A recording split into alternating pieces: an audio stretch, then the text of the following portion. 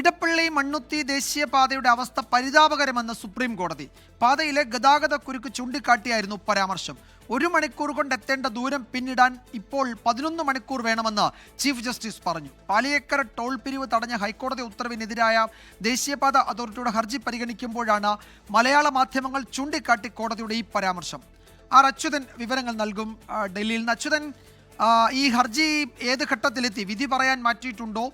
ഇന്നും രൂക്ഷ വിമർശനം ദേശീയപാത അതോറിറ്റിക്കെതിരെ ഉണ്ടായല്ലോ. ഇപ്പോൾ മലയാളി കൂടിയായ ജസ്റ്റിസ് വിനോദ് ചന്ദ്രൻ ആ ബെഞ്ചിലുള്ളത് കൊണ്ട് എന്താണ് ഈ വിഷയത്തിൽ തൃശ്ശൂരിലും പാലിയക്കരയിലും അല്ലെങ്കിൽ എറണാകുളം റൂട്ടിലുമൊക്കെ നടക്കുന്നതെന്ന് കൃത്യമായി അദ്ദേഹത്തിന് അറിയുകയും ചെയ്യാം. അത് മനസ്സിലാക്കിക്കൊണ്ടുള്ള പ്രതികരണങ്ങളായിരുന്നു ഇന്നും ബെഞ്ചിൽ നിന്നുണ്ടായത്, അല്ലേ?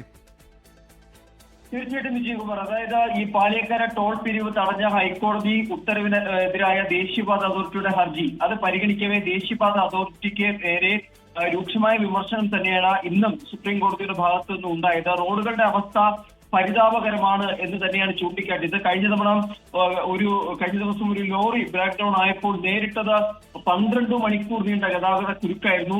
15 കിലോമീറ്ററോളം റോഡ് ഗതാഗതം തടസ്സപ്പെട്ടു എന്നടക്കമുള്ള കാര്യങ്ങൾ കോടതി നിരീക്ഷിക്കുകയുണ്ടായി. 1 മണിക്കൂർ എടുക്കേണ്ട ദൂരത്തിന് 11 മണിക്കൂർ എടുത്ത് സഞ്ചരിക്കേണ്ട അവസ്ഥ നിലനിൽക്കുന്നു എന്നതും സുപ്രീം കോടതി ചൂണ്ടിക്കാട്ടി. എന്നാൽ ഇത്തരമൊരു പ്രശ്നം ഉണ്ടായാൽ അത് ടോൾ നിർത്തിവെക്കുന്നതല്ല പരിഹാരം എന്നായിരുന്നു ദേശീയപാത അതോറിറ്റി മറുവാദമായി ഉയർത്തിയത്. പ്രാദേശിക സമ്മർദ്ദം മൂലമായിരുന്നു ആ ദേശീയപാതയിൽ ഗതാഗത കുരുക്ക് ഉണ്ടാകുന്ന തരത്തിലുള്ള ഇന്റർസെപ്ഷൻസ് ഉണ്ടായത് എന്നും ദേശീയപാത അതോറിറ്റി ഇന്ന് സുപ്രീം കോടതിയെ അറിയിച്ചു. എന്നാൽ ഇതിൽ കരാർ കമ്പനിയും ഇന്ന് വാദമുന്നയിച്ചു. പ്രശ്നം പരിഹരിക്കുന്നതിന്, ഈ ഗതാഗത കുരുക്ക് നേരിട്ടതിന് ശേഷം ഇത് പരിഹരിക്കുന്നതിന് മറ്റൊരു കമ്പനിക്കാണ് ഉപകരാർ നൽകിയത്. അതൊരു PST എഞ്ചിനീയറിംഗ് കമ്പനിക്കായിരുന്നു. അവർക്കാണ് ഇതിന്റെ ഉത്തരവാദിത്വം. അവരോടാണ് വിശദീകരണം ചോദിക്കേണ്ടത്. നിലവിൽ നമുക്ക് അതിന്മേൽ ഉത്തരവാദിത്വമില്ല എന്നാണ് ഇതിലെ പ്രധാന കരാർ കമ്പനി ഇന്ന് സുപ്രീം കോടതി അറിയിച്ചിരിക്കുന്നത്. ടോൾ പിരിവ് തടയുന്നതിലൂടെ തങ്ങളെ ശ്വാസം മുട്ടിക്കുന്ന ഒരു പ്രവൃത്തിയാണതെന്നും കരാർ കമ്പനി ഇക്കാര്യത്തിൽ വാദിച്ചു.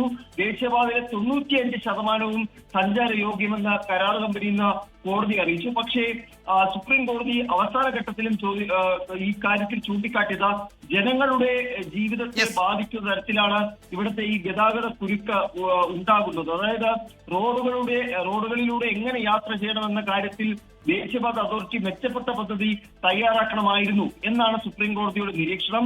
റോഡിൽ ഇറങ്ങുന്ന കേരളത്തിലെ ജനങ്ങളുടെ അവസ്ഥ നിങ്ങൾ അറിയണം. അത് ശരിയാണ് അച്യുതൻ. എന്തായാലും കോടതിക്ക് അതിന്റെ ഗൗരവ സ്വഭാവം മനസ്സിലായിട്ടുണ്ട്.